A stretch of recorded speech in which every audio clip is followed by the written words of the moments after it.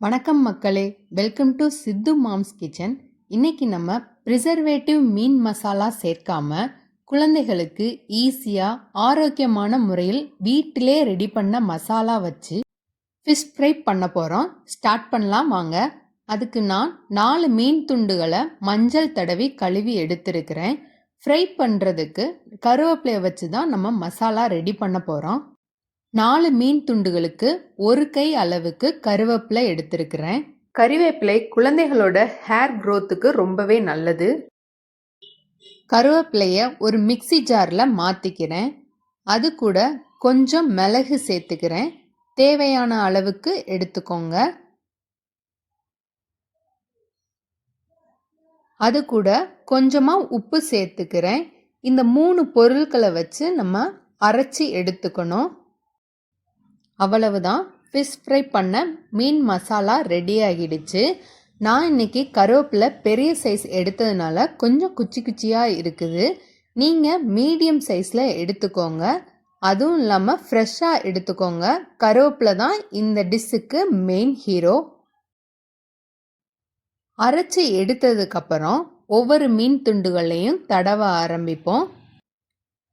மீன் துண்டுகளில் கொஞ்சமாக 2 சொட்டு அளவு நல்லெண்ணெய் விட்டுருக்கேன். அப்போ தான் மீன் மசாலா ஒட்டுன்றதுக்காக. இப்போ அரைச்சி வச்ச மசாலாவை மீன் துண்டுகளில் தடவி எடுத்துப்போம். மீன் ஸ்மெல் பிடிக்காத குழந்தைங்க கூட இந்த மசாலாவில் ரெடி பண்ண ஃபிஷ் ஃப்ரை விரும்பி சாப்பிடுவாங்க.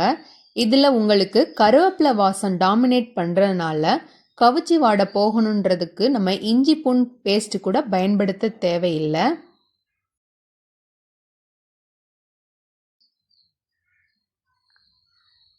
பாருங்க, இந்த மீன் துண்டில் மசாலா நம்ம தடவி வச்சாச்சு. இதே மாதிரி எல்லா மீன் துண்டுகளையும் மசாலா தடவி வச்சிருவோம். இதில் குச்சி குச்சியாக இருக்கிறதுக்கு காரணம் நம்ம பெரிய கருவேப்பிலையை நான் எடுத்திருக்கிறேன்.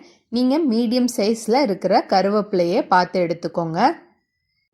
குச்சி குச்சியாக இருந்தாலும் அதோட டேஸ்ட் மாறாது.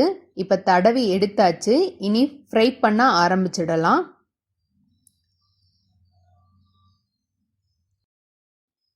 இதுக்கு ஒரு கடாய் எடுத்துக்கோங்க.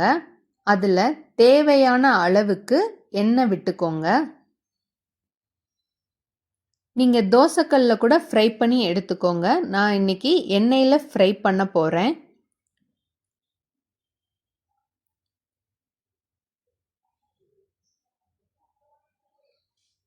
பாருங்க, இப்போ எண்ணெய் சூடாக ஆரம்பிச்சிருச்சு. இந்த ஸ்டேஜில் மீன் துண்டுகளை போட்டு எடுத்துக்கோங்க.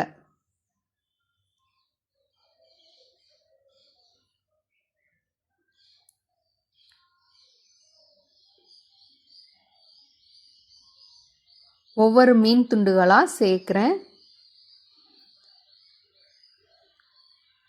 இந்த மீன் துண்டுகளை 2 நிமிடம் கழித்து இன்னொரு சைடு திருப்பி போடுங்க.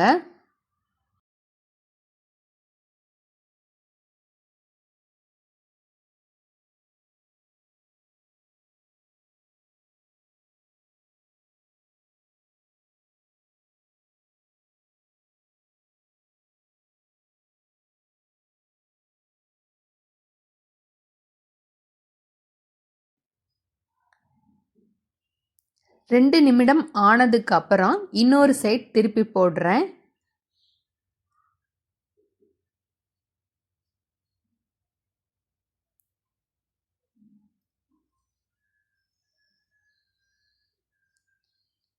இந்த சைடும் ஃப்ரை ஆனதுக்கு அப்புறம் எடுத்துக்கோங்க.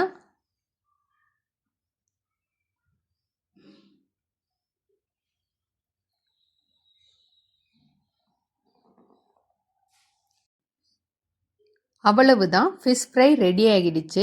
இதை உங்களுடைய குழந்தைகளுக்கு கொடுத்து பாருங்க, அவங்களுக்கு கண்டிப்பாக பிடிக்கும். இதே மாதிரி வேறொரு ரெசிபியோட நாளை சந்திக்கலாம்.